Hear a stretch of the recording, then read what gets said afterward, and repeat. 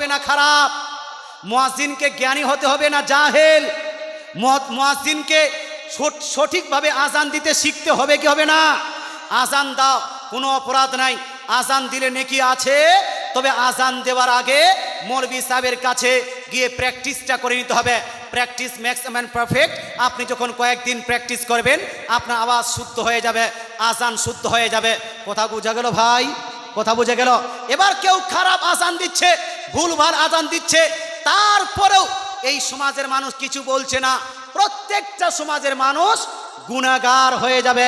প্রত্যেকটা সমাজের মানুষকে গুনাহ নিতে হবে, কারণ সে এই ভুলটাকে শুধরাতে চাইল না, এটার প্রতিবাদ করলো না। প্রতিবাদ করা আপনার দায়িত্ব। আল্লাহ তাআলা আমাদের বুঝার তৌফিক দান করুক, আমল করার তৌফিক দান করুক। বলেন আমিন, জোরে বলেন আমিন। আমি সুদখোরের প্রসঙ্গে একটি হাদিস বলতে চাচ্ছিলাম। ওই হাদিসটা হলো এই, আল্লাহ তাআলা রাসূল বলছেন মেরাজের পবিত্র রাত্রিতে, যেই রাত্রিতে আল্লাহ তাআলা রাসূল নবীজি সাল্লাল্লাহু আলাইহি সাল্লাম আল্লাহ তাআলার দর্শন করেছিলেন। আচ্ছা, আপনাদের কি ধারণা নবীজি আল্লাহকে দেখেছেন কি দেখেননি? জোরে বলুন না বাপ। বাংলাদেশে কিছু বক্তা আছে যারা বলছে না, নবীজি সাল্লাল্লাহু আলাইহি সাল্লাম আল্লাহকে দেখেননি, আল্লাহকে দর্শন করেননি, অথচ আল্লাহ তাআলা রাসূল বলছেন। হাদিসটি লিপিবদ্ধ আছে মিশকাত শরীফ জিল নাম্বার 1 পেজ নাম্বার 69 এর মধ্যে। সেম হাদিস কানে লিপিবদ্ধ আছে সুনান তিরমিজি জিল নাম্বার 2 পেজ নাম্বার 156 এর মধ্যে। সহিহ সনদে বর্ণিত হাদিস। নবীজি বলছেন রাআইতু রাব্বি আযজা ওয়া জাল্লা ফি আহসানে সূরা, অর্থাৎ নবীজি বলেন নিশ্চয়ই আমি আমার রবকে, আমার প্রতিপালককে, নিশ্চয়ই আমি আল্লাহ তাআলাকে খুব সুন্দরভাবে দর্শন করেছি। জোরে বলেন সুবহানাল্লাহ। নিশ্চয়ই আমি সুন্দরভাবে আমার আল্লাহকে দেখেছি। রাসূল বলছেন আল্লাহকে দেখেছি, রাসূল বলছে আল্লাহ তাআলাকে আমি দর্শন করেছি। মোল্লা মুন্সি যদি বলে না আল্লাহ তাআলাকে দেখেননি, আমরা মোল্লাকে নয় রাসূলুল্লাহকে মানব। জোরে বলেন সুবহানাল্লাহ। এবার প্রশ্ন হলো, আমার নবী আপনার নবী ওই যে মেরাজের রাত্রিতে যেই দিন আল্লাহ তাআলার দিদার করেছিলেন, সেই রাত্রিতে আল্লাহ তাআলা জান্নাত ভ্রমণ করেছেন, জাহান্নামের দিকে ভ্রমণ করতে গেছেন। নবীজি জাহান্নামের পাশ দিয়ে ভ্রমণ করছিলেন। এই মত অবস্থায় নবীজি বলছেন যে উসরিয়া বি লাইলাতান উসরিয়া বি মারারতু লাইলাতান উসরিয়া বি আলা কওমিন, যেই রাত্রিতে আমার মেরাজ হয়েছে, সেই রাত্রিতে আমি জাহান্নাম ভ্রমণ করতে করতে এমন কিছু মানুষের পাশ দিয়ে আমি অতিক্রম করলাম, বুতুনুহুম কাল বুয়ুত, যাদের পেটগুলো ফুলিয়ে ফুলিয়ে ফুলিয়ে বড় বড় বিল্ডিং এর মতো করে দেওয়া হয়েছে, ফি হাল হাইয়াত, আর ওই পেটগুলোতে বড় বড় আজদাহা সাপ, বড় বড় বিষাক্ত সাপ ওই পেটের মধ্যে লাগিয়ে দেওয়া হয়েছে। তোরা মিন খারিজি বুতুনিহিম, যেই সাপগুলো বাহির দিক থেকে দেখা যাচ্ছে। রাসূলুল্লাহ সাল্লাল্লাহু আলাইহি ওয়াসাল্লাম দেখছেন যে পেটের মধ্যে সাপ ঢুকিয়ে দেওয়া হয়েছে, ওই পেটগুলোতে সাপগুলো আপনার দংশন করছে আর মানুষগুলো চিৎকার করছে। রাসূলুল্লাহ সাল্লাল্লাহু আলাইহি ওয়াসাল্লাম এই দেখে নবীজি সাল্লাল্লাহু আলাইহি ওয়াসাল্লাম জিবরিলকে জিজ্ঞেস করলেন, ইয়া জিবরিল মান হাউলাই, হে জিবরিল এরা কারা? এরা কারা যাদের পেটগুলো ফুলিয়ে বিল্ডিং এর মতো করে দেওয়া হয়েছে আর পেটে সাপ ঢুকিয়ে দেওয়া হয়েছে? এরা কারা? নবীজি সাল্লাল্লাহু আলাইহি ওয়াসাল্লাম যখন জিজ্ঞেস করলেন, জিবরিল আলাইহিস সালাম বলছেন হাউলাই আকলাতুর রিবা, ইয়া রাসূলুল্লাহ এরা হলো সেই ব্যক্তি যেই ব্যক্তিরা পৃথিবীতে সুদ খেয়ে মারা গেছে। কি খেয়ে মারা গেছে ভাই? সুদ খেয়ে মারা গেছে। যারা সুদ খেয়ে মারা যাবে, যারা ঘুষ খেয়ে মারা যাবে, এ ভাই যারা ঘুষ খেয়েছেন তাদেরকেও বলছি, যদি ঘুষ থেকে যদি আপনি পরিত্রাণ পেতে চান, এই গুনাহ থেকে যদি আপনার পরিত্রাণ পেতে চান, তওবা করলেই মাফ হবে না। যার কাছ থেকে যতটা ঘুষ নিয়েছেন তার ঘুষ তাকে ফেরত দিতে হবে। নারে তাকবীর, নারে তাকবীর, নারে রিসালাত, নারে রিসালাত, নারে হায়দারি, মুফতি জুনায়েদ কাদরি চতুর্বেদী সাহেব, নারে তাকবীর, নারে রিসালাত। বসেন বসেন। আল্লাহুম্মা সাল্লি আলা সাইয়্যিদিনা মাওলানা মুহাম্মদ। আলোচনা করছিলাম এই যারা সুদ খাবে, সুদ খেয়ে মারা যাবে, তাদের জন্য কিয়ামতের দিন জাহান্নামের আযাব হলো এই, পেটগুলো ফুলিয়ে বিল্ডিং এর মতো করে দেওয়া হবে, আর সেই পেটে সাপ ঢুকিয়ে দেওয়া হবে। কিন্তু প্রশ্ন হলো, হুজুর যারা ঘুষ খাবে তাদের কি অবস্থা হবে? যারা ঘুষ খায় তাদের অবস্থা কি? আর ঘুষ খেয়ে নিয়েছে, এর থেকে আপনার পরিত্রাণ পেতে চান, পদ্ধতিটা কি? যারা ঘুষ নিয়েছেন, একটা আপনার আধার কার্ড করে দিব, ঘুষ লাগবে। কাউকে বাড়ি দিবেন, ওই যে কি বলছে ইন্দিরাবাসের বাড়ি, ইন্দিরাবাস না কি বলে, ইন্দিরাবাসের বাড়ি দিব একজন গরিবকে। তো গরিবকে টাকা দেওয়ার আগে বলছে 10,000 টাকা আমাকে দাও, তাহলে তোমাকে দিব। মুসলমান ওই গরিবের হকটা দেওয়ার জন্য এই যে 10,000 টাকা আগে নিয়ে নিলেন, এটা হলো ঘুষ। এটা কি? এটা কি বলুন না? এটা হলো ঘুষ। কাল কিয়ামতের মাঠে উত্তপ্ত ময়দানে কঠিন আযাবের দিনে এই মেম্বার প্রধানের আযাবটাও সেম আযাব হবে, যেই আযাবটা বললাম। মেম্বার সাহেব, আপনি মেম্বারগিরি করেছেন, আপনি প্রধানগিরি করেছেন, আপনি ওই এলাকার নেতাগিরি করেছেন, ঠিক আছে, নেতাগিরি করা যায়, প্রধানগিরি করা যায়, মেম্বারগিরি করা যায়। মুসলমান মেম্বার হবে, এটাই ঠিক। মুসলমান প্রধান হবে, এটাই ঠিক। মুসলমান এমএলএ হবে, এটাই ঠিক। মুসলমান এমপি হবে, এটাই ঠিক। মুসলমান এমএলএ হবে, এমএলএ হয়ে ইসলাম মোতাবিক এমএলএ গিরি করবে, এটা করতে হবে। কিন্তু আপনি এমএলএ হয়ে যাওয়ার পরে ইসলামের যদি বিপক্ষে চলে যান, এবার ঘুষ খাওয়া আপনার জন্য যদি জায়েজ করে নেন, চুরি ডাকাতি করা আপনার জন্য যদি জায়েজ করে নেন, মানুষ মারা আপনার জন্য যদি জায়েজ করে নেন, যদি আপনি টাকা দিয়ে আপনি ভোট কিনতে শুরু করে দেন, তাহলে একজন মেম্বার, মুসলমান মেম্বারের জন্য টাকা দিয়ে ভোট কিনা জায়েজ হবে না না জায়েজ? এই জোর বলতে হবে, জায়েজ না না জায়েজ? একজন প্রধানের জন্য টাকা দিয়ে ভোট কিনা এটা হালাল না হারাম? আচ্ছা বলুন তো ভাই, হুজুর মেম্বার সাহেব টাকা দিচ্ছে, ওই যে প্রধান সাহেব টাকা দিচ্ছে, তো দিচ্ছে কাকে? জমিনের ওই জিনদেরকে। কাকে টাকা দিয়ে? টাকাটা কাকে দে? এই টাকা কাকে দে? টাকা লেনেওয়ালা এখানে নাই নাকি? টাকা লেনেওয়ালা নাই?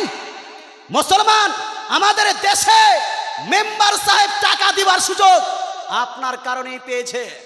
আমাদের দেশে প্রধান সাহেব টাকা দিবার সুযোগ আপনার কারণেই পেয়েছে। মুসলমান টাকা দিয়ে, এটা তো ঘুষ হলো না, এখানে ঘুষ আপনারা খেলেন, এখানে আপনারা ঘুষ খেলেন। মেম্বার সাহেব ঘুষ খায়নি, মেম্বার সাহেব টাকা দিয়ে ভোট কিনেছে। টাকা দিয়ে ভোট কিনাটা জায়েজ নয়, হারাম, তবে এটা ঘুষ নয়, এটা হারাম হলো। আর যে ব্যক্তিরা টাকা নিয়ে ভোট দিল, টাকা নিয়ে মেম্বারকে জিতিয়েছে, টাকা নিয়ে প্রধানকে জিতিয়েছে, টাকা নিয়ে এমএলএ এমপিকে জিতিয়েছে, যারা টাকা নিয়ে ভোট দিয়েছে, এরা হলো ঘুষখোর। এরা কি? এরা ঘুষখোর। আপনাদেরও শাস্তি কিয়ামতের দিন ওই রকমই হবে, যে আপনার পেটটাকে ফুলিয়ে আস্তা সাপ, বড় বড় বিষাক্ত সাপ আপনার পেটে ঢুকিয়ে দেওয়া হবে। আপনি একটা পীরের কেন 100টা পীরের যদি মুরিদ হন, তবুও রসুলের হাদিস ওইটাই থাকবে যেটা রসুল বলেছেন। রসুল যেটা বলেছেন সেটা আপনার পরিবর্তন হবে না। আজকে পীর সাহেবের কাছে মুরিদ হচ্ছেন, আপনারা মনে করছেন যে পীর সাহেব দোয়া করবে আমি জান্নাত পেয়ে যাব। মুসলমান এটা নিয়মই ছিল না, সুন্নিদের এটা নিয়মই ছিল না। সুন্নিদের নিয়ম হলো পীর সাহেব কাছে মুরিদ হব এই জন্য যে পীর সাহেব আমাকে নামাজ পড়তে বলবেন, আমি নামাজ পড়ব। পীর সাহেব আমাকে রোজা রাখতে বলবেন, আমি রোজা রাখবো। পীর সাহেব আমাকে হজ করতে বলবেন, আমি হজ করব। পীর সাহেব আমাকে হজের পদ্ধতি বাতিয়ে দিবেন, সেই অনুযায়ী আমি হজ করব। পীর সাহেব আমাকে নামাজের পদ্ধতি বাতিয়ে দিবেন, আমি সেটা অনুযায়ী আমল করব। এক কথায়, পূর্বে আমাদের সুন্নি মানুষেরা পীরের কাছে মুরিদ হয়েছে আমল করার জন্য, আমল করার জন্য। কিন্তু বর্তমান দেখা যায় অনেকগুলো মানুষের ধারণা পীর কাছে মুরিদ হয়ে যাও, আমল না করেও আমার পীর বড় পীর, আমার পীর হলো নবী পর্যন্ত পৌঁছানো পীর। নামাজ না পড়লেও পীর টেনে নিয়ে যাবে, রোজা না রাখলেও পীর টেনে নিয়ে যাবে, হজ না করলেও পীর টেনে নিয়ে যাবে, ঘুষ খাও, ডাকাতি করো, চুরি করো, পীর টেনে নিবে। মুসলমান এইরকম একটাও পীর দেখান তো পৃথিবীর মধ্যে যে আমাদেরকে আপনাকে বলেছে যে তোমাকে নামাজ পড়ার দরকার নাই, রোজা রাখার দরকার নাই, হজ করার দরকার নাই, যাকাত করার দরকার নাই। মুসলমান তোমাকে আপনার সত্য বলার দরকার নাই, তুমি মিথ্যা বলো, চুগলি করো, গীবত করো, জেনা করো, বেবিচারি করো, গার্লফ্রেন্ড রাখো, সব গুনাহ করো, আমার কাছে মুরিদ হয়ে যাও, আমি তোমাকে টেনে জান্নাতে নিয়ে যাব। এইরকম আপনার পীর বলেছে না। এই বলেছে না, বলিনি। আমি বলতে চাচ্ছিলাম মুসলমান, পীরকে শ্রদ্ধা করতে হবে, পীরকে সম্মান করতে হবে, কিন্তু অ্যাকচুয়াল যদি দেখা হয় যেই ব্যক্তিরা পীরের কাছে মুরিদ হয়ে শরাব পান করছে, আসলে এরা পীরকে সম্মান করে না। যারা পীরের কাছে মুরিদ হয়ে নামাজ পরিত্যাগ করছে, এরা পীরকে সঠিকভাবে সম্মান করে না। যারা পীরের কাছে মুরিদ হয়ে যারা আপনার গীবত করে, চুগলি করে, হারামকারীর সঙ্গে ব্যস্ত থাকছে, এরা আসলে পীরকে সঠিকভাবে সম্মান করলো না, বরং এরা পীরকে বদনাম করে দিয়েছে। এরা কি করেছে? বদনাম করে দিয়েছে। বদনাম করে দিয়েছে। আজকে পীর সাহেবদেরকে কেউ যদি বদনাম করার সুযোগ পাচ্ছে, সুন্নিদের কিছু এই ভুল কাজের কারণে সুযোগ পাচ্ছে। যদি সুন্নিরা সুধরে যায়, তাহলে না তো আমাদের পীরের উপর কেউ হামলা করতে পারবে, আর না সুন্নিদের মাজারের উপর কেউ হামলা করতে পারবে। ঠিক বললাম না ভুল বললাম? ঠিক। মুসলমান, তাহলে শুধরানোর দরকার আছে কি নাই ভাই? আছে না নাই? আছে। যদি শুধরানোর দরকার আছে, তাহলে একটু হাত তুলে আমাকে বলতে দেখাতে হবে যে আজ থেকে সুদ খাওয়া চলবে না। হাত তুলে না, হাত তোলা যায় না। আজ থেকে সুদ খাওয়া চলবে, আজ থেকে লটারি কাটবো, আজ থেকে মদ পান করবো, আজ থেকে গাঁজা খাবো, আজ থেকে ড্রাগস ব্যবহার করব, আজ থেকে আমি কোন রকম ঘুষ নিব না, আজ থেকে টাকা নিয়ে ভোট দিব, আজ থেকে ভোট আপনার টাকা দিয়ে ভোট কিনবো না, আজ থেকে আমরা নামাজ পরিত্যাগ করব, কোন মাজারে গিয়ে সাজদা করব, মাজারে গিয়ে রুকু করব, মাজারে গিয়ে তোয়াফ করব না। মুসলমান, এই রকম যদি আপনি প্রতিজ্ঞা করে উঠতে পারেন, দিস ইজ ইয়োর সাকসেস। এটা আপনার সাকসেস, এটা আপনার কামিয়াব। মুসলমান, যাই হোক, ইনশাআল্লাহ নেক্সট টাইমে যদি আসি, আজকে আলোচনা করলাম, মাইকের আওয়াজ টানছে বলে একটু আলোচনাটা কম হলো। তবে আমার পরের বক্তা অনেক দূর এমপি থেকে আগত বক্তা সাহেব উপস্থিত হয়ে গেছেন, চতুর্বেদী বক্তা। আমার কাছে হয়তো বাংলা শুনলেন, হালকা একটু ইংলিশ শুনলেন, হয়তো আপনি আরবিক শুনলেন, ইনশাআল্লাহ তারা সেখানে সংস্কৃতও শুনবেন। মুসলমান, ইনশাআল্লাহ তাআলা নেক্সট টাইমে যদি আসি, অবশ্যই আলোচনা করব, অবশ্যই আরও আলোচনা হবে। তবে আজকে এখানেই সমাপ্তি করছি। আলোচনার মাধ্যমে কেউ যদি কষ্ট পেয়ে থাকেন, ক্ষমা প্রার্থী। কোরআন ও হাদিসে যদি কোনো রকম ত্রুটি করে থাকি, তাহলে তওবা পড়তেছি। আস্তাগফিরুল্লাহ রব্বি মিন কুল্লি জামবি ওয়া আতুবু ইলাইহি, আস্তাগফিরুল্লাহ রব্বি মিন কুল্লি জামবি ওয়া আতুবু ইলাইহি। আমি কোরআন শরীফে আয়াত তেলাওয়াত করেছিলাম, আমার নিজের টপিক বেঁধেছিলাম, how to be pure Muslim in the light of Quran and Sunnah. Quran এবং হাদিসের আলোকে কিভাবে আপনি একটি খাঁটি মুসলমান হবেন, আমি আয়াত তেলাওয়াত করেছি, এই প্রসঙ্গে আলোচনা করেছি।